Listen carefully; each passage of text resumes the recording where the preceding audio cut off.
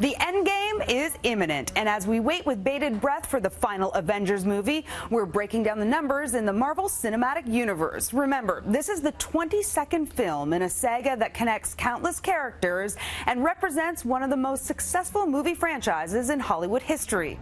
If we do this, we'd be going in short-handed.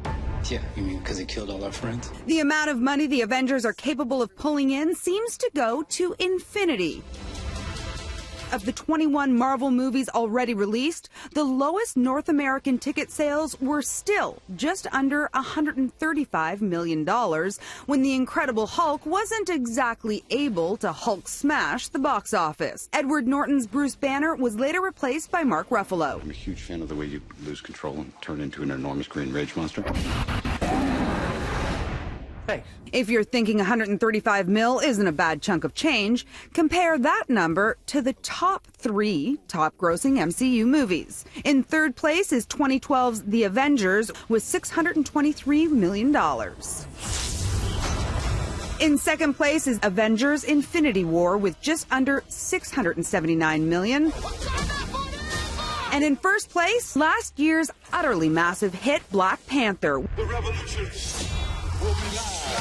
It made just over $700 million domestically and $1.3 billion worldwide. Let's keep the numbers coming. 66%. That's the lowest Rotten Tomatoes rating for a Marvel movie. That dishonor goes to Thor: The Dark World. 97%. Highest Rotten Tomatoes rating for a Marvel movie for Black Panther. 1. The number of female leads in the MCU. This year's Captain Marvel. 10. The number of MCU films that have passed the Bechdel test, which requires that a film contain at least 2 named female characters who have a conversation that isn't about a man. It's amazing to see how important it's been for, you know, all these different studios to catch up with like what's going on in the real world and what's going on in the zeitgeist and what's important to fans and audience members.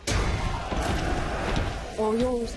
3,500, the number of calories Chris Hemsworth consumed per day to get into Thor's godlike shape. Infinite, the number of emotions fans and the stars are feeling that the Avengers story is ending. Only now you can kind of look back and reflect upon the last decade of all the movies. So I'm very excited to see this movie. This is the fight of our lives. This is gonna work, Steve. I know it is. Because I don't know what I'm going to do if it doesn't. Avengers Endgame showtime start tomorrow night, and we will keep our eyes on the box office to see how many records this one breaks.